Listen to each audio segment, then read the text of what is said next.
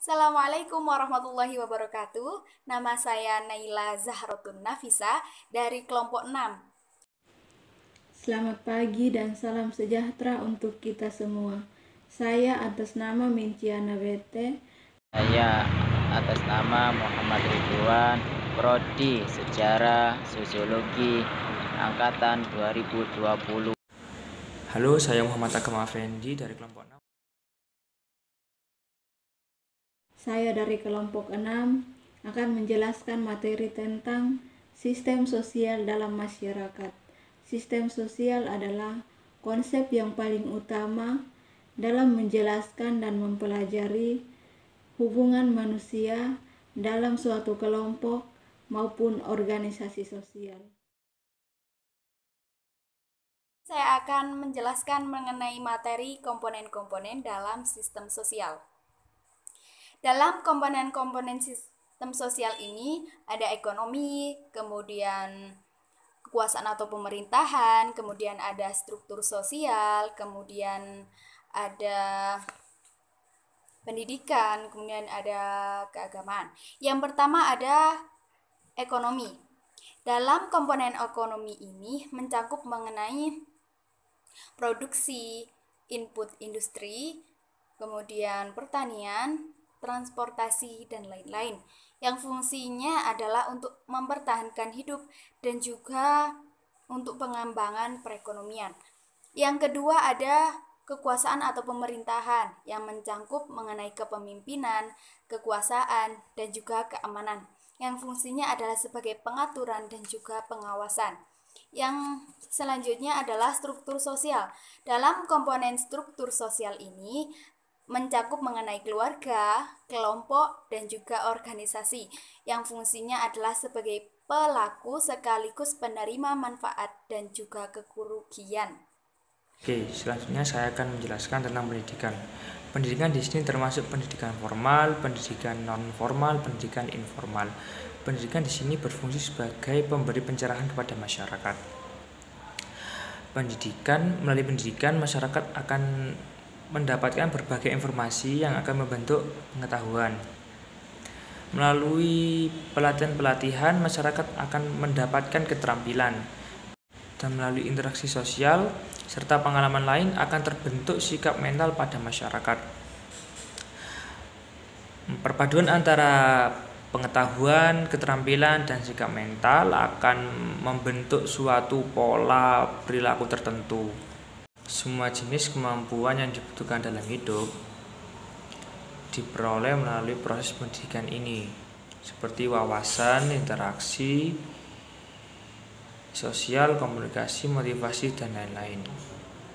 Oke, yang terakhir adalah keagamaan. Keagamaan mencakup lembaga-lembaga keagamaan, nilai-nilai yang diajarkan, pengendalian moral, etika, semangat kebersamaan, dan kerukunan.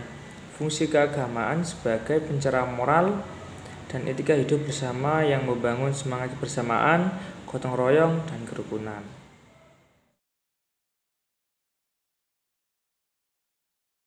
Fungsi sistem sosial dalam masyarakat. Di sini saya akan menerangkan tentang fungsi, di mana fungsi tersebut dibagi menjadi 4. Yang pertama adaptation, yang kedua integration, yang ketiga development, yang keempat maintenance. Nah, apa yang dimaksud adaptation? Adaptation itu adaptasi atau penyesuaian, di mana sistem sosial harus mampu menyesuaikan diri dengan lingkungan yang dihadapi. Yang kedua, integration. Integration adalah integrasi atau kebersamaan, menunjukkan adanya solidaritas sosial dari bagai-bagai yang membentuknya serta berperan masing-masing unsur tersebut sesuai dengan posisinya. Integrasi hanya bisa terwujud jika semua unsur yang membentuk sistem tersebut saling menyesuaikan. Adapun goaltainment, apa yang dimaksud goaltainment? Yaitu pencapaian tujuan yang diharapkan.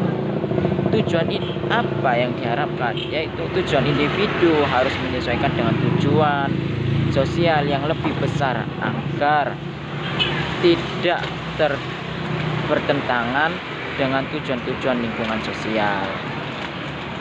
Yang keempat, yang terakhir, apa yang dimaksud pattern maintenance? Apa? Yaitu pemeliharaan pola latent.